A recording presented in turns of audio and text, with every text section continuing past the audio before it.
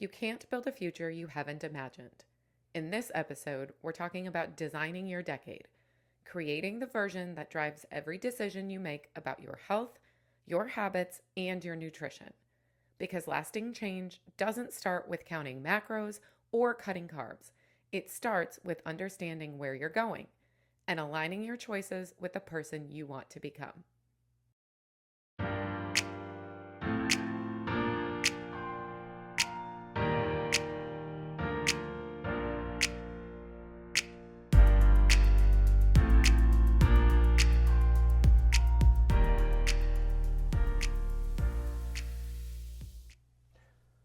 Hello, everyone, and welcome back to Cheese, Curds, and Coffee. My name is Alan Thompson, and I am joined by the talented, smart, sexy, super strong,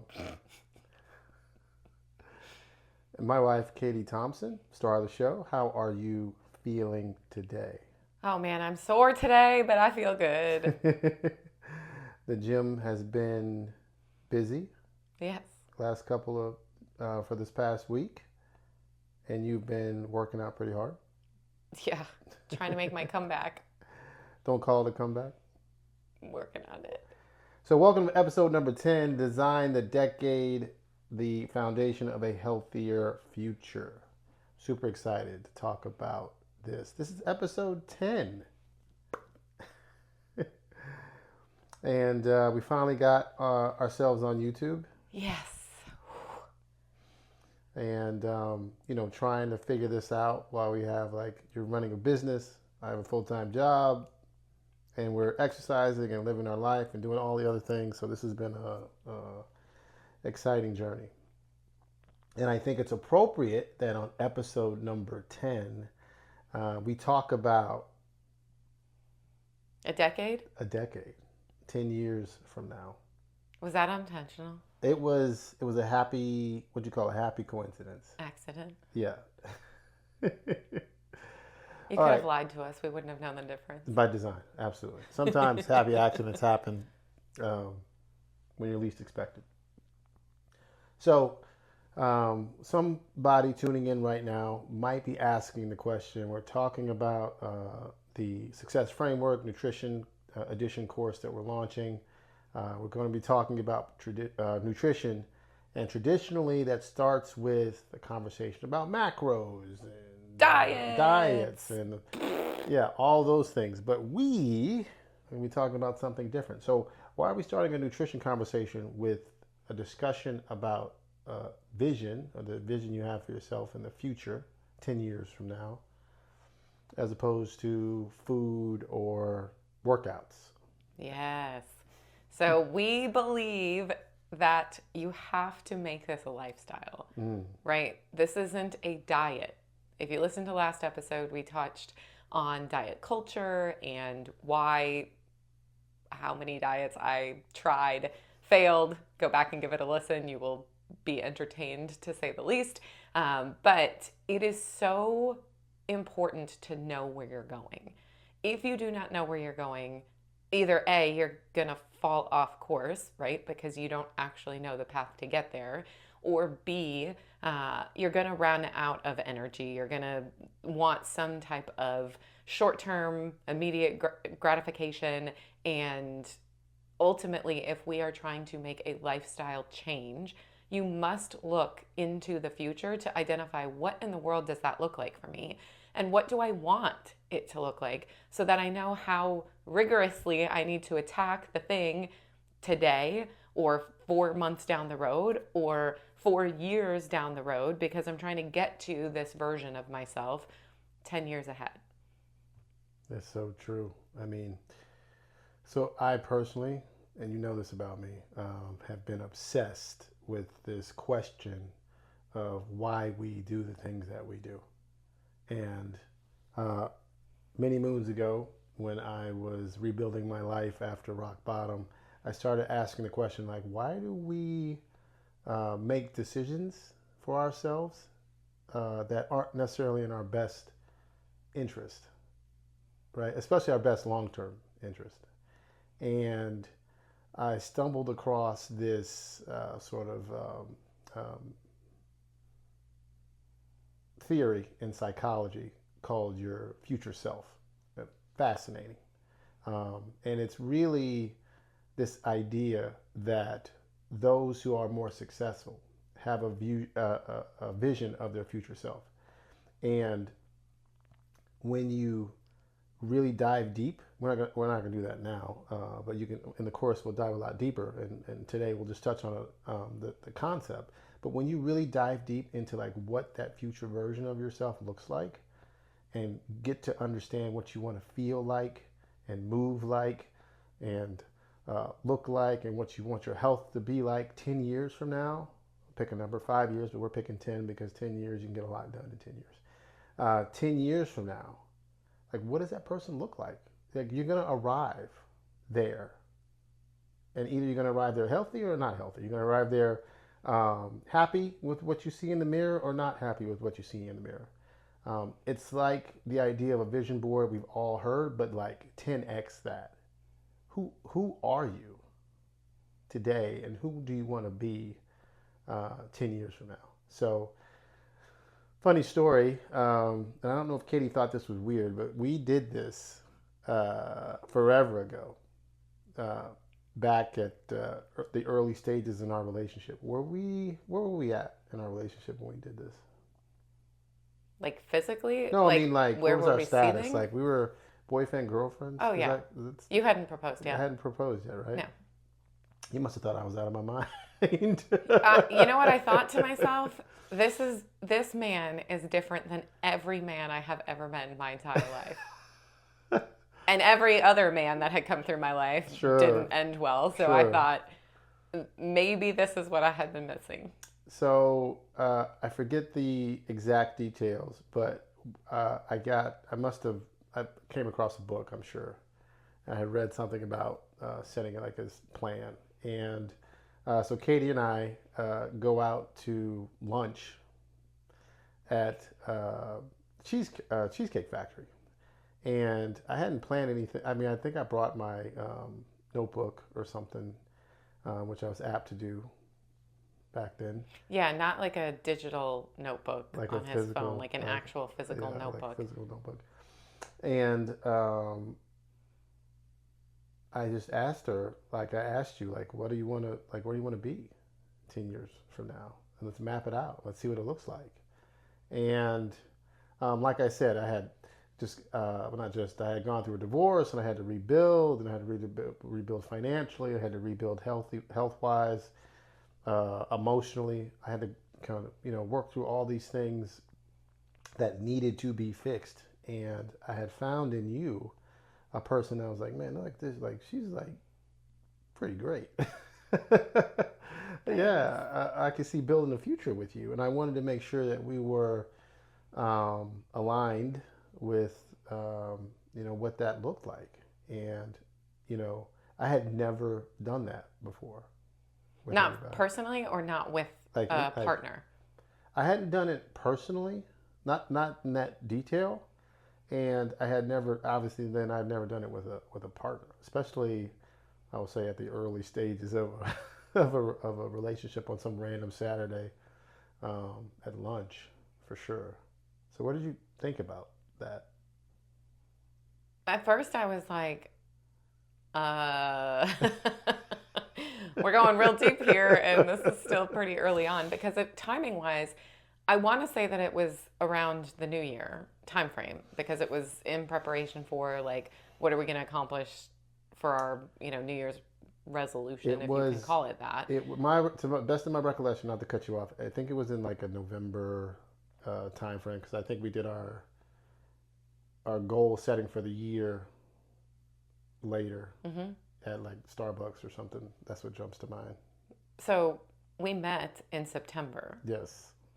This is November. This is November, y'all. 2 months into this relationship, and this man that I just met online is asking me to share my feedback on what I see myself doing and where I want to be in 10 years. But, like, are we aligning this vision of what that life looks like as a unit, as a couple? Yeah. And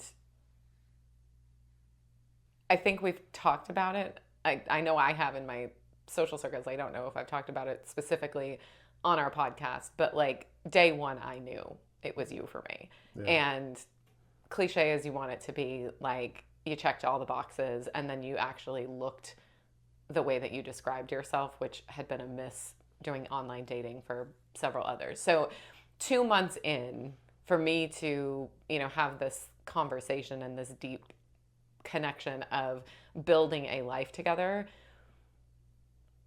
felt natural. I had never been in, and I too was previously married and had gone through a divorce, and I certainly was not having these type of conversations with my ex-husband. We should have, because it would have opened up some deeper discussions and likely have allowed us to see that maybe we weren't one another's life partner a little bit earlier on, but hindsight's 2020. Sure. I am grateful for all the experiences that I've had. It has helped make me who I am today and make me your best partner. But nevertheless, it was exciting. It was motivating. Yeah. I mean, for me too. Again, sure. like this was a date that was so wildly different than anything that I had ever experienced. And then after we built this and after we talked about like what is this possible scenario, then I wanted to go live it, right? Because you're dreaming, you're thinking about all of these wonderful things. And I have such an insatiable wanderlust that I would be terrified if my health was not in a place that allowed me to continue through all of my days to go and explore and meet new people and see new corners of the world. And I don't want to just do that like in my backyard, which I live in a pretty cool area. There's a lot to do in my backyard. Yes. But I want to take an international flight and feel comfortable traveling, knowing that I am really far away from my doctors, and generally speaking, I should be healthy enough to make it through this trip and not be worried that I don't have my cardiologist, nearby, or fill in the blank on whatever other type of specialist, we may have to see when we are older and aging and maybe not as healthy as what we could be if we paid attention to that in our youth. So provide some context for everyone. So on that sort of 10-year vision that we wrote out together, we talked about what we wanted to be doing, what we wanted to be traveling, the type of trips we wanted to go on. We talked about kids. We talked about the amount of money that we would have to earn to make that happen. We talked about starting a business. We talked about how we were going to generate that money. We talked about, I think we were travel company, I think is what we were thinking about. We sure did. But we had talked about all these things and we just kind of laid it out. And it was just this easy, which just kind of, I don't know if I knew you were the one, but I knew that you were right for me as we went through this exercise, because it was easy.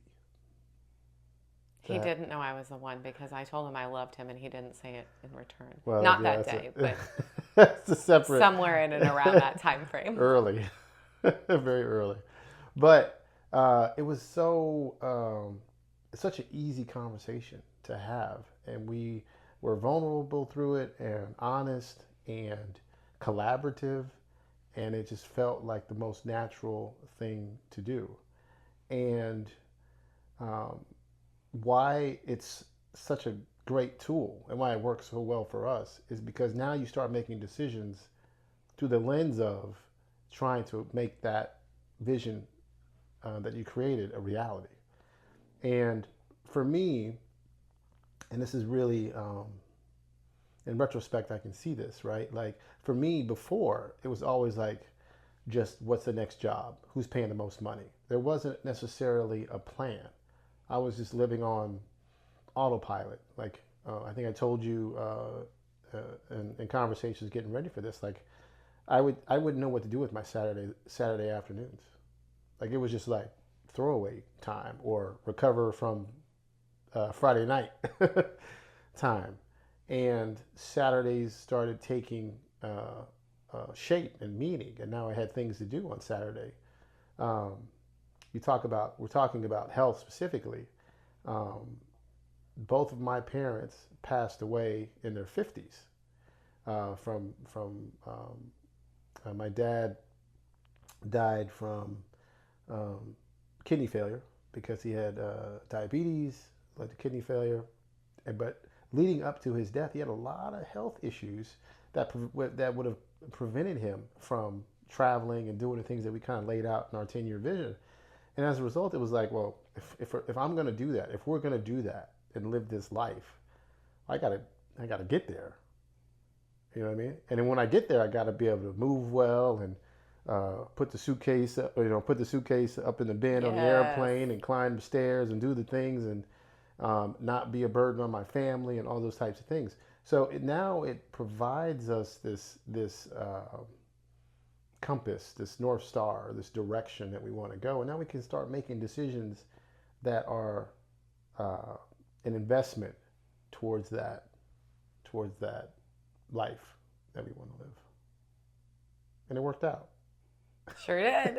Here we are. It's working out. We don't own a travel company, though. But we did start one. We did start one.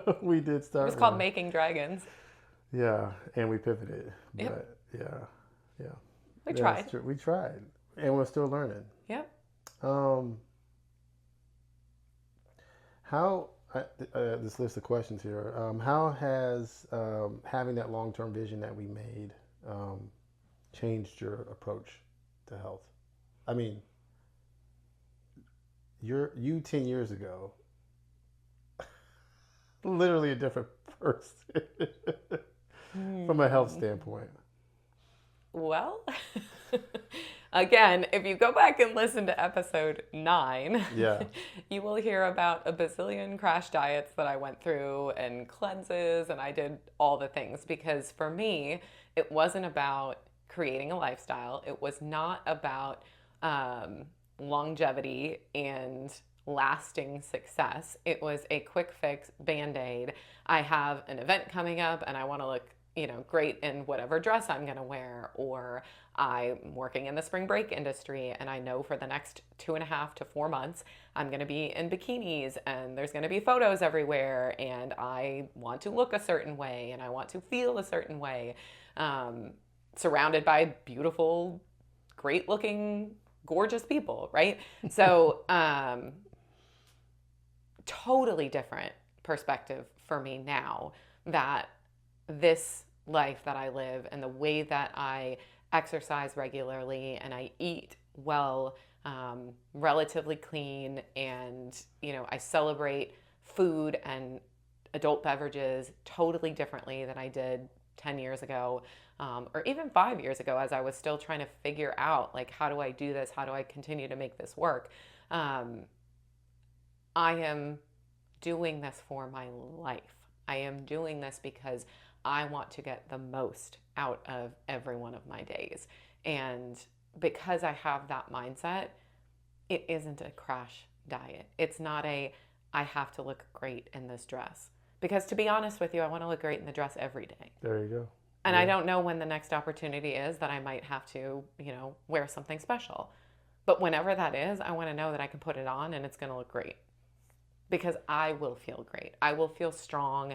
I will feel nourished. I will feel well rested. I will feel appropriately ready for whatever that activity is. And I didn't have to train for it or practice some different style of who I am to get myself there. I know you get this question all the time. People ask you like, oh my gosh, Kaylee, you look so great. Like, what did you do or what are you doing? And I don't know. Is it weird? Is it? How do you explain that to people? Like, do you answer like I'm on Atkins or I'm on? I don't even know if Atkins is still around, but well, no, I don't answer that way because I don't do that. Yeah, but you're not on a diet. Is my point. It's not like a. You're not on a cleanse. You're not on a It's not a thing. It's just the way we eat. It's the way we maneuver around. Friday nights. It's the way we, you know, handle breakfast. I mean, it's, you know, but Yeah. how do My you, short answer usually to people is I certainly didn't start this way. right. And I was a very different person. I was living a very different life before you and I kind of went down this path. And what that looked like was a lot of eating garbage takeout food, fast food, a ton of heavy drinking, a lot of time spent either at networking events, happy hours, cocktail parties, and grazing and eating whatever food and appetizers were available there. And that was pretty much all I would have for my quote unquote dinner. Changed that pretty drastically when I first walked into and started really dialing in my fitness in the CrossFit community and doing this style of training. We also hired a nutrition coach for me. And so I was getting one-on-one nutrition coaching and I was rigorously counting my macros. So I had a very different immediate approach because I needed to make a big change for myself. I wanted to see, I think I had a goal of 40-pound weight loss in the first year. I ended up losing almost 50 in about 8.5 months. And I was hyper focused. And then I recognized that that was not sustainable for me because I didn't want all of that restriction. And I was feeling very restricted by aggressively counting every single thing that I put in my mouth. And so then after having several months of going through that with a coach, I identified how to better manage the types of food I was eating. And then because I had been measuring so much of my portions for so long, generally speaking, I basically know what a serving of rice looks like and what a serving of protein looks like and how many grams of protein I should be eating. And so now it's just natural progression of if I feel like I'm getting a little extra puffy, which I don't remember which episode it was, maybe 6, maybe 5, of Alan and I having a discussion about the laundry and shrinking clothes. There's still times because I'm not super regimented and I don't count a macros every single time I eat.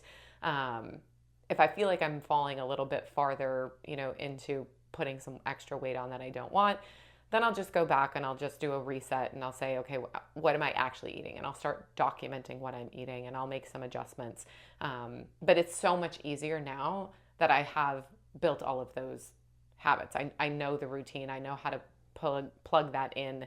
And it doesn't have to be a absolutely everyday crazed person. I might still be a little crazy, but I don't think you're crazy. I think you're fantastic. So the vision part, how does that help drive those daily decisions or meal decisions or those types of things? yeah, it's my why. I know where I'm going. I know that I desperately want to live that life that we've created and that we've talked about and that we dream of. And in order for that to happen, I have to participate today in making sure that future exists. And I'm not willing to let it fall. You refuse. There are parts of the world that I absolutely will see. Mark my words. Yes. Why do you think most people don't? I mean, I don't get the sense that most people do that sort of thing, set a vision in 5-year, 10-year. I mean, I think people talk about it, but who actually does it? I mean, I think earlier you commented I'm the crazy one that you ended up marrying, by the way. So what does that make you?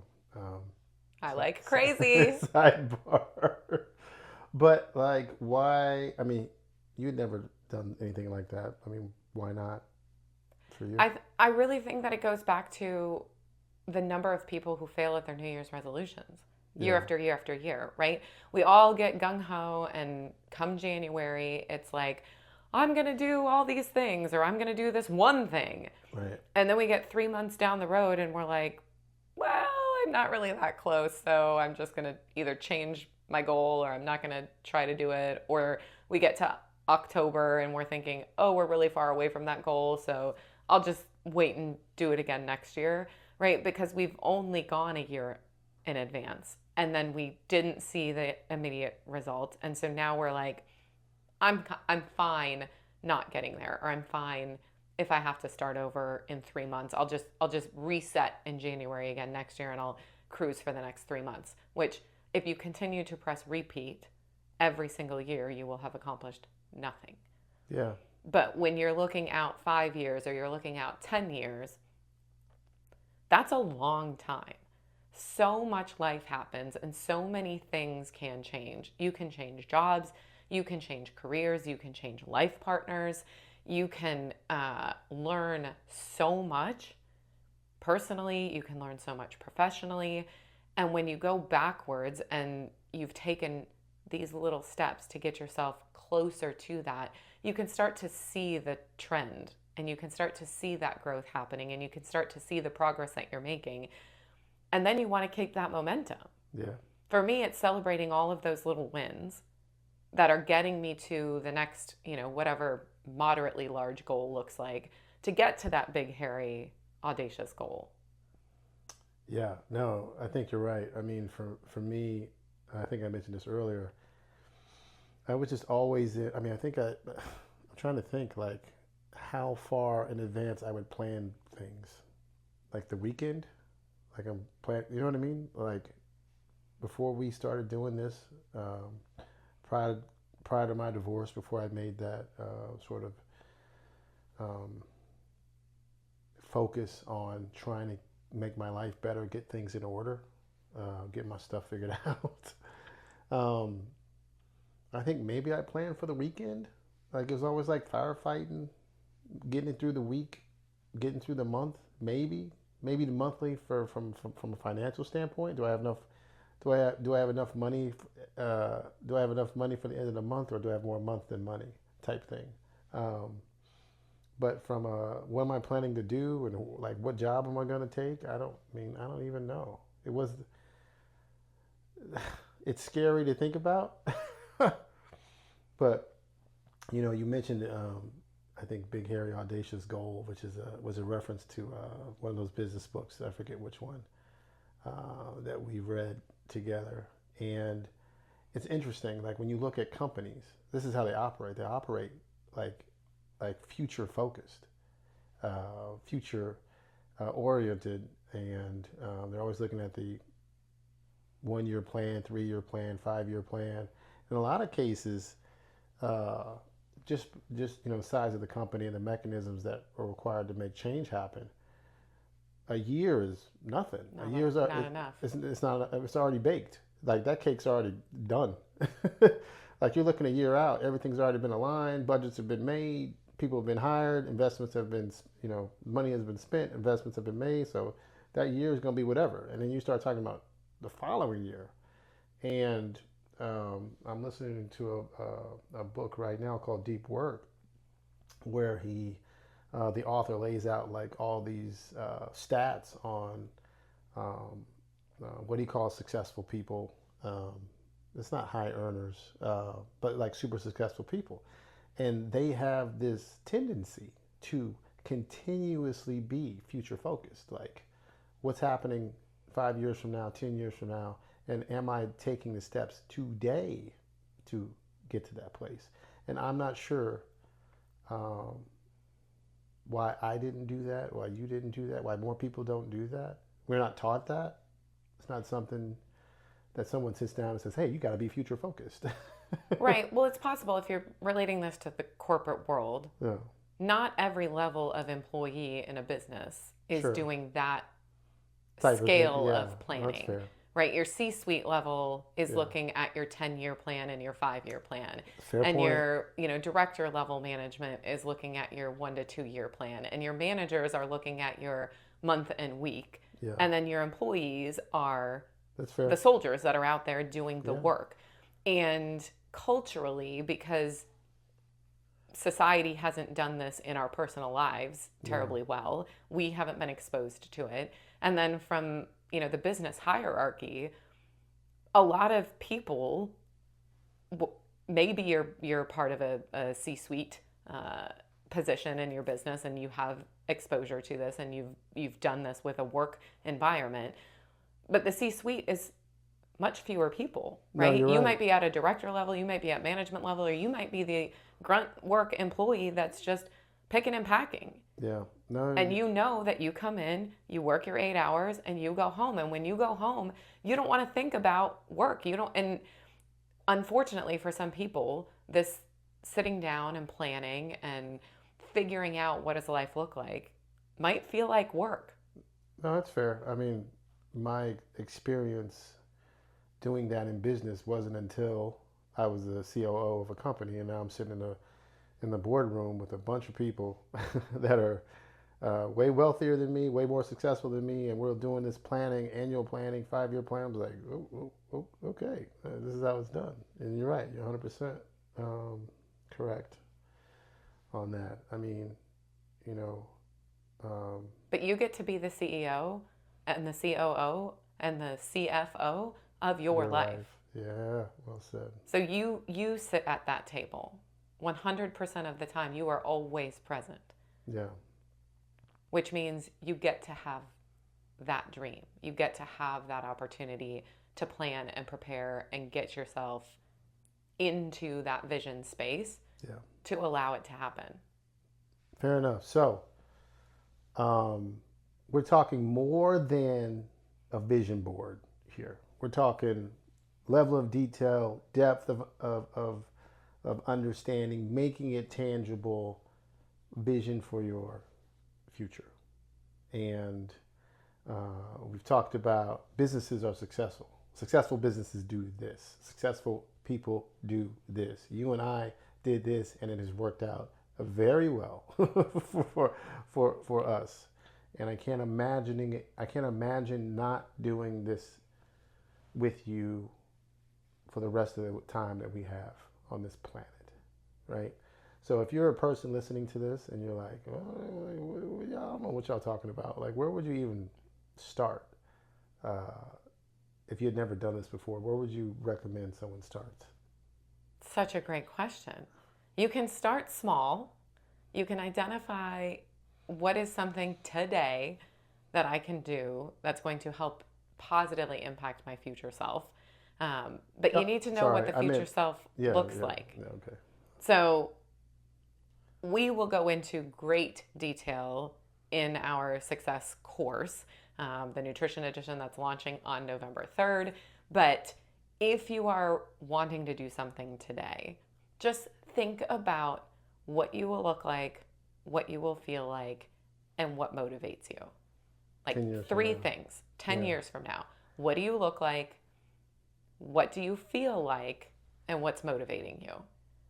I love that. And then from there, you can start to identify what habits do I need to work on that will either ensure I can do those things or get me closer to where I need to be. We may be miles apart or we might be pretty close. Yeah. No, that's really good. I mean, when you think about um, that future self, that future vision of yourself, from a nutrition standpoint, um, I don't know.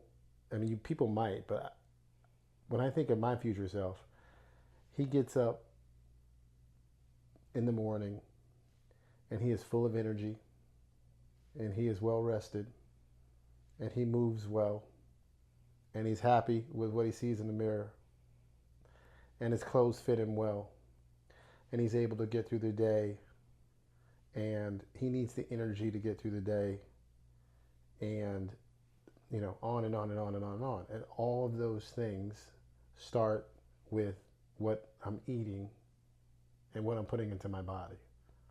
I mean, 10 years from now, I'm going to be over 50. I don't know what that face means.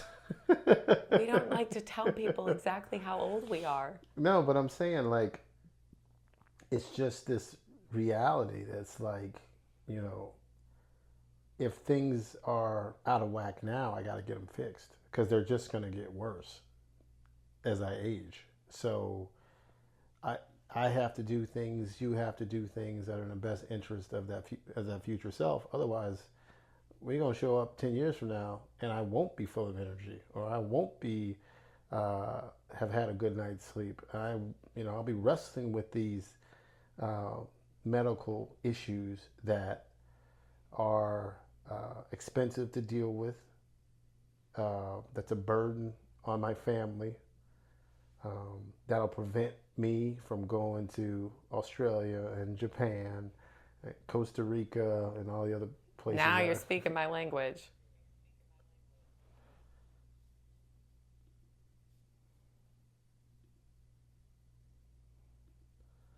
So, I just have to, yeah, think about those things from a nutrition standpoint. And it's heavy, and when you first do it, it's messy. But recognize that, you know,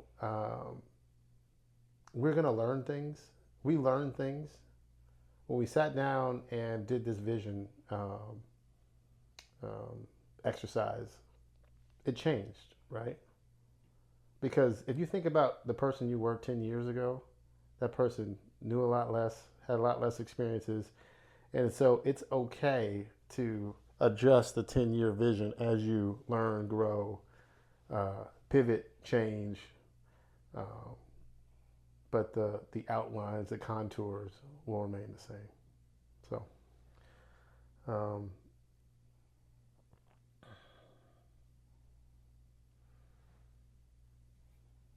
a lot of people, especially when it comes to nutrition, a lot of people say, I know what to do, I just don't do it. Like, I know that I shouldn't be eating the candy, or I know I shouldn't be over or drinking as much, or I know blah blah blah blah blah. If they don't say it out loud, they know it. They know it like logically and rationally. Like, obviously, this apple is better for me than the candy bar, or whatever. Um, why do you think they don't do it? Instant gratification, and we're not moving towards our why. If I don't know where I'm trying to get, I will make decisions that are not in my best interest. Now, I say that. I eat candy bars, y'all. Like, don't let us fool you and let us sit here and have you thinking that, like, we're a sham or whatever because we say one thing and do something else. Everything in moderation. Yes, everything in moderation. And it is an appropriate balance. I do these things because every now and again I want to enjoy a piece of candy or a slice of cake or a donut or a celebratory ice cream, whatever. But I don't overindulge because I know that that's not going to, in the immediate, give me good rest. It's not going to make me feel energized and fueled to go do a workout the next day. I'm going to sleep poorly. I am going to feel like garbage, right? So the cool thing about this, and again, I know I've touched on, I lived a really different life and I drank a lot in my earlier years. I cannot tell you the last time that I actually had like a real hangover. Like, I felt sluggish and maybe a little bit more lethargic after being out late or having a couple drinks at a party in the current environment. But like, these hangovers don't exist in my life anymore. Right. And that is a testament to the fact that I know where I'm going and I don't have to do those things. I think a great analogy, because if you look at MyFitnessPal, I think I mentioned this the other day on the previous episode. If you look at MyFitnessPal and your MyFitnessPal, when we track the foods that we have in our little diary, food log, you'll see things in there like, I know for me, like gummy bears from 7-Eleven. Yeah. Because I track the sour calories. ones are his favorite, y'all. I track the calories of the gummy bears from 7-Eleven, my favorite meal from Portillo's, my favorite meal from Wendy's, my favorite meal from Chipotle, and you just learn to manage it. And the best analogy that I can use is that the technique that we teach or that we follow is more about a compass as opposed to a GPS, right? GPS systems are exact down to the to the inch on where you are on the planet, and we're using satellites, and we know exactly where we are, as opposed to using a compass. If you ever navigated with a compass, you shoot an azimuth, you move in a general direction, you make adjustments along the way to get to your destination. What is the word that you just used? Azimuth? Yeah. What does that mean? I've never heard that word. Like it's it's like when you're navigating by a compass, and it has the little tick marks on the compass. Yeah. And you shoot an azimuth to tell you that's where I'm going. Like Army trained, y'all. They teach you that in the Army. I don't know if they're training it anymore. They might. They didn't. They did not train that at UW Stevens Point. Yeah, I mean, but the bottom line is that there is a way to live healthy, eat healthy, and enjoy the things that you like to enjoy. To stay within that band of excellence, I'll call it. I mean, right now, I got on the scale this morning. I did my body fat analysis, and I weighed in at 208 pounds at 14% body fat, and I want to lose about 10 pounds, and I dropped my body fat percentage 2 or 3%, 2%, because that's where I feel my most athletic, and I can feel really well when I'm training or exercising or competing. And so Katie and I have a competition to get ready for in February, and I want to be at those goals, that goal weight and that goal body fat, because I think I'll perform at my best, because that's where I feel really athletic and strong and all those things. But I guarantee you there will be gummy bears between now and then. There will be Chipotle, there will be Portillo's and pizza, but in moderation, because I'll be moving towards the general direction that I'm trying to get to. And it's the difference between a lifestyle and a quote unquote diet. No restriction. Well, it's moderation. It's not restriction. Oh, fair enough. Well said.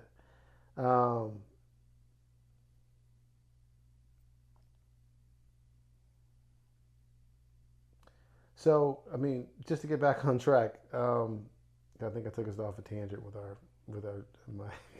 my example, but so people say all the time, I know what to do, I just don't do it. Raising awareness, I think, is what we're really talking about. This idea that, hey, I understand what I'm eating, I understand how it's going to impact me now, and how that potentially may impact me in the future. When you, and I think you touched on this before, but when you think about like awareness, and hey, I've gotten too far off path. Man, this analogy on the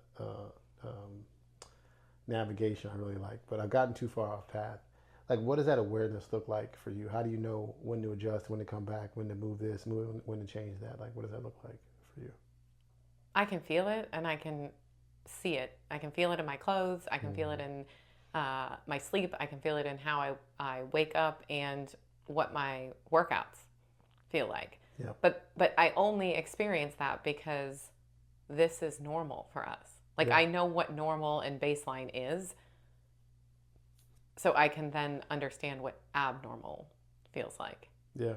I mean, I think that's so right. And I think it goes back to this idea of being on autopilot. And I mean, before I started living this way, and I think I'd been into it for maybe a year and a half, 2 years before we met. So I was still relatively new.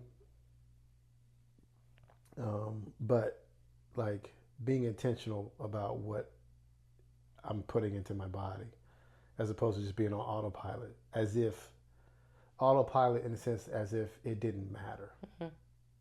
Like, it doesn't matter. Like, if I do this thing today, it doesn't matter. If I do this thing tomorrow, it doesn't matter. If I don't work out, it doesn't matter. And it's just like, you compound that. You do enough of that. And you wake up one day like I did. I'm 234 pounds. I got my belly sticking out. I got to buy a new belt from my favorite clothing store. And I'm pre-diabetic, and I'm marching down the same path that my father marched down, and may end up in the same place that he did when he was in his 50s. So switching this, or turning the switch from I'm no longer going to live my life, I'm no longer going to eat, I'm no longer going to make food choices on autopilot. Just because it's Friday doesn't mean I'm getting Chinese food. Just because it's Thursday and it's happy hour doesn't mean I'm going or whatever. And turning off autopilot and start living and eating intentionally. Like I'm eating this food. I'm making this choice for a purpose. And that's why I think awareness is so powerful. Anyway. So let's give people who listen to this, and thank you if you got to the end of it. I think we were like this, but we got there. For people who got to the end of it, what's one thing they can do this week to get started? Start writing your vision. Answer the 3 questions. What do I look like? What do I feel like? And what motivates me? And then what habit can you start to work through to make an impact and start to lead you towards that version of yourself? That is something very simple that you can do today. Don't wait till Monday.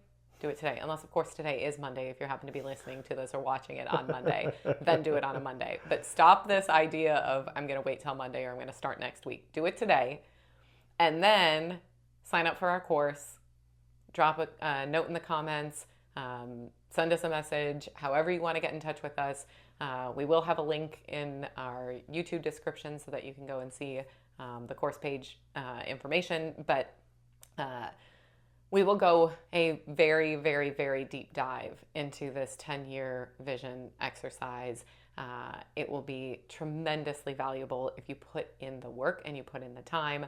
And then, of course, keep following us. Keep engaged in our content, because we're going to continue to tease the various lessons. So this idea of building your vision is lesson 1. So if this was interesting to you and you're intrigued by this and you want more, you want to go deeper, definitely, consider signing up for that online course, joining our community. And just thank you so much for making it to the end. We have so much fun with this. We hope you do too. Like and subscribe. And follow. Do all the things. Awesome. Thank you. See you next time.